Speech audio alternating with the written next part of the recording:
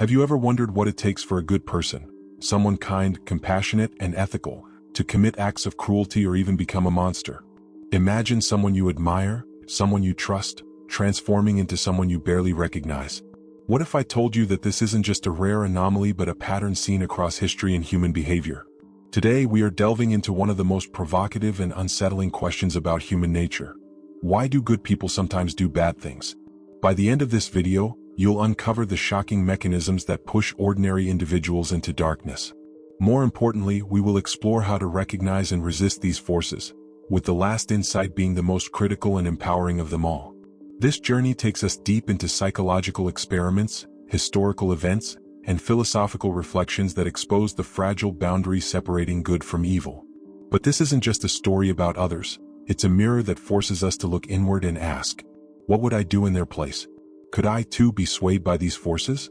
Stay with me because what you'll discover today could fundamentally change the way you see the world and yourself.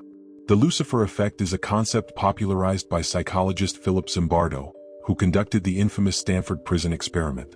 His findings were profoundly unsettling. The environment we are placed in, the roles we adopt, and the authority we obey can twist even the most virtuous individuals into perpetrators of harm. Think about it. History is filled with examples of ordinary people who committed extraordinary atrocities. The guards in Nazi concentration camps, soldiers who carried out ethnic cleansing, bystanders who stood silent as horrors unfolded. These individuals were not born evil. They were, in many cases, regular people swept up in circumstances that unleashed the darkest parts of human nature. So, why does this happen? The answer lies in a combination of psychological and social forces that shape behavior. Psychologist Stanley Milgram conducted a shocking experiment in the 1960s. Participants were instructed to deliver electric shocks to another person, who was actually an actor. Most participants continued inflicting pain, even when they believed they were causing severe harm, simply because an authority figure told them to.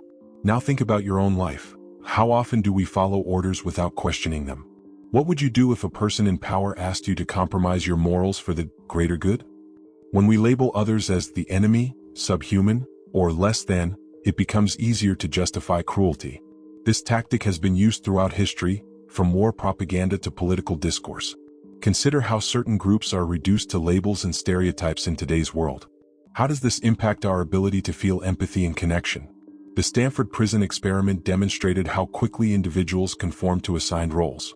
Within days, college students randomly assigned as guards began exhibiting abusive behavior, while prisoners displayed signs of extreme stress and submission. This raises a disturbing question. How much of our identity is shaped by society's expectations rather than our own free will? The moment when a good person crosses the line is often subtle. It begins with small compromises, a decision to stay silent, a choice to follow orders, just this once. Over time, these small choices accumulate, creating a slippery slope toward moral failure. Think, have you ever made a decision that went against your values because it felt easier or safer? What were the consequences? The uncomfortable truth is that none of us are entirely immune. Psychologists have debated whether personality traits like empathy, self-awareness, and moral courage can act as protective factors. Swiss psychiatrist Carl Jung described the shadow self, the darker parts of our psyche we often repress. He believed that to truly understand ourselves, we must confront this shadow and integrate it into our conscious awareness. Have you ever felt a surge of anger or envy so intense it surprised you? Have you ever done something in the heat of the moment that you later deeply regretted? These are glimpses of the shadow at work. Left unchecked, this shadow can manifest in ways that align with the Lucifer effect. But here's the good news. Awareness is our greatest defense. Moral courage is the ability to act ethically despite fear or opposition. It's what drove Rosa Parks to refuse to give up her seat, sparking a civil rights movement.